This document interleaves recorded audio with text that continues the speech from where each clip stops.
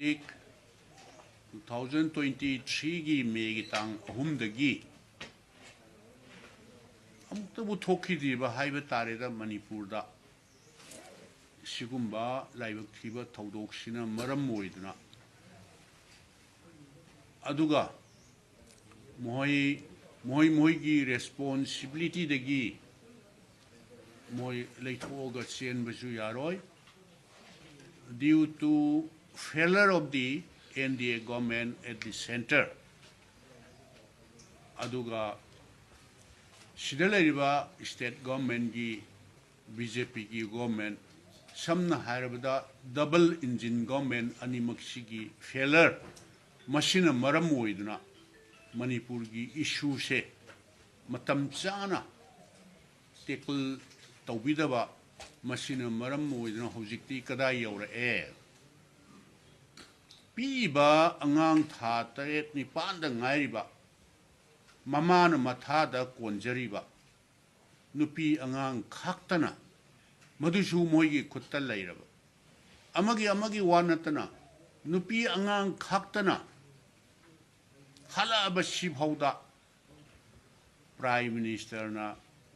kanbu kanbige haigadi maha hujik pudi out of country woi adu ma chatring da aina khanjabadadi ma chatring da masigi laibuk thiba thaudoksi thoabane second amagi minute amagi manungda no sidi yaroi aduna sigumba yamna inhuman oiba sidi yaroi world gi any international body na su condemn tawgadawa mioi bana chaloi do sigum lisa chajachi yauna chalakpa sidi akoi tolerate tawba ngamoina interfere timely tawbira magadi masidida sigriba hingna mai thaba haiba tare nupi angang sing hatkriba tawriba mayam se si yauna yausalla abhauda lairiba double engine government haib tare fail loiraba sizinaba yaroidaba condemn oiraba center gi NDA gi engine aduga sigi state lariba engine se animaksi double engine si moina haijabani masigi failure sina maram oidna si thaksi yaurakpani haidna akoi opposition ni haidna moida keno tawbagi wa nasadaba Manipur gi praja sing si wa bayaba kam thengba haidare sidagi henabu aidi waningai bu leram maroidra hana khanjabne aduna akoi sigumba inhuman oiba mawongda chathara abhauda moina dum silent spectator dona adum yenga tawbise masi highest amda haibetare condemnable oiba thabakni chathara iba thabak singsi koi party side tagi su condemn tawi haidna koi ai han bana sumaina ai thamjage adagi ani subada akoi hanadagi su dom demand tawduna lakpane masigi thaudoksi hek tholakpada ama woro akoi ju suggestion tawba yaba tawjage all political party gi meeting tawraga kari tawba yai kramai tawba yai haibase akoi ju suggestion tawjage haibase amukhak tawre adusu akoi na hire kanda tawba yes mathangda amuk tawre mi ani ahum haiba tare amana nanthorpa haigadra ani amana thobal lomdagi moigi hostage oina moina phar thamudo mayam su khangbiram ganeba kari onaraga kari hainaraga yarino madu moina bu tawge di adum aina haijeri di adum thador khiyeba adumai tawdana hat khirba singse masi moina tawbige hairaga di interfere ta timely interfere immediate interfere tawraga akoi adum shape tawramba yabra na akoi hotnaba yaba akoi gi site gi di aina haijeri gi sidi akoi ganatantra chatpa sidadi akoi di majority na dum sakti paiba sason tawba tabne aduna koi mangak ka basidi akoina si tawbiu praja singa interest ta akoi political mile is launa nabagi wan na sadaba matam chana akoi ganatantra chatpa leipak sidadi sida soire sida si tahonningi sumai tawi haina constructive suggestion or natraga moi asoi base expose tawba haibasidi adum masana ganatantra chatpa leipak tadi akoi di chatnabini aduna nahan masigi thodokse hek thorpaga akoi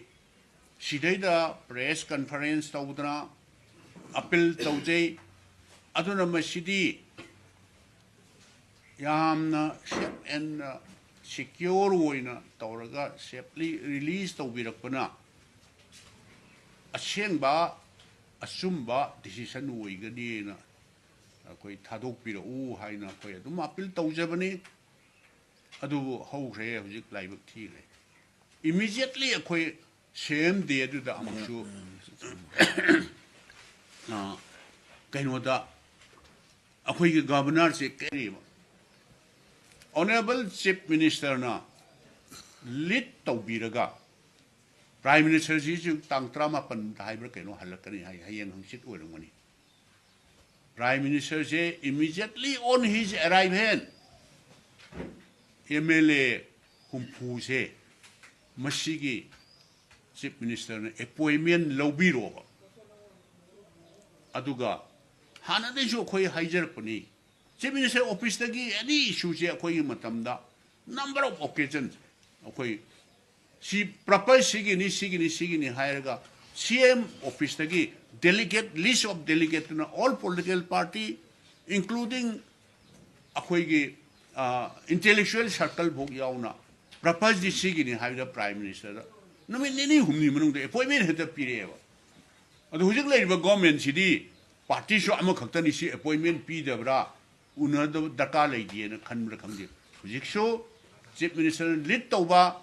opposition gi manga chi yawba delegation ama appointment lobby oba chatlaga koi something like ultimatum gi type ta si hafta si manung da or mangani si mung da nu humni mung da honorable prime minister na kui man gre sahi ani phajal kadore manipur sibu manipur gi praja sing se manipur da leiba mi sing si mi oina ubidra bra aina kayum kanda phajada ba language hai gadra kari hai ni thoiba khada saina ba thoiba community ani se masi angam ba hanar suno angam bana panja haura suno na masidi yamna leipak macha ta da ba chakhot ba country da hujik prithvi da chakhotre haiba leipak to adu leiba community sing su sumaina thado ga tauna halam gadra haiba si aidi this beyond my doubt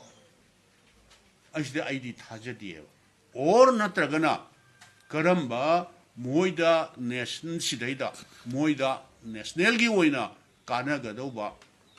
or natraga state sigi kana gadauba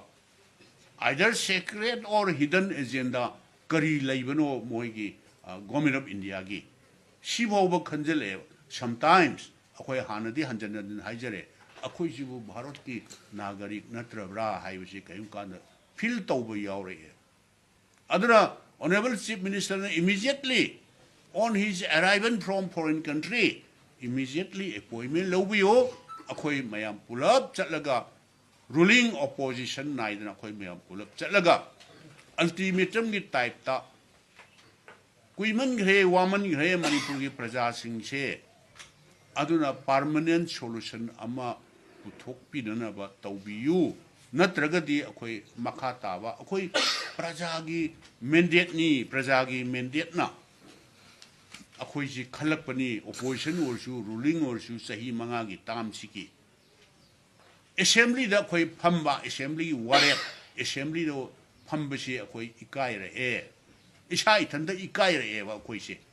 aduga assembly gi warep aduga assembly gi kendra gi mihut ne laga assembly gi warep or natraga akhoi mihut ama boina haibase tabi raktragadi akhoi kayum kanda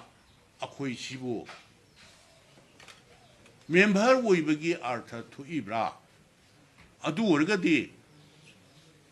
fresh mandate darkar oira abra haibese akoi kem kanda feel tawre huji kariba 60 MLA se including chief minister prajagi mihutni haidra lawbi raktar gati akoi ji Bharat की संविधान बु खोंगाव नरीब्रा और नत्रगा संविधान की मखादा चाही मंगा की तामने ना प्रजाना पीरइब मेंडेट मणिपुर की प्रजा सिंगी मेंडेट हाइब तारे मसीबु उसितब्रा थवइदब्रा अपिक स्टेट नि do whatever you like तौनिंग मनोय तो अखोइना ताबीद्र लोइरे हाइरु खलगा दे कयु कांदा अखोइ मसी अनौबा मेंडेट अमा लौबना दरकार ओइर मानेदा अखोइगी मणिपुर की प्रजा सिंगी मेंडेट से मसी माना डिसऑनर तौरगदी लेरिबा सेंटर की गवर्नमेंट से डिसऑनर तौरगदी इकायरेदा मसी हाउस दा फंबसे अखोइ फ्रेश मेंडेट लौब दरकार ओइर अब्रा हाइबसे अखोइ नेक्स्ट स्टेप ता अखोइ मथंग दा अखोइ खनरकनी हाइदना आई सुमाइ तौदना मणिपुर की प्रजा सिंगा अखोइ अपील तौजरी वायलेंस ना अखोइ अखोइ यामना खंग हाइजबगी वानते पृथ्वी की मफम अमतदा और मणिपुर दा ओइतारगसु को वायलेंस ना करिगुंबा सोल्यूशन अमता पुरखी हाइबसी अखोइ ताजदे अदना मयाम पुनमक सुमाइ तौदना वायलेंस तौबसिटी तौबीगनु हाइदना कोई पार्टी की साइड तगी अपील तौजरी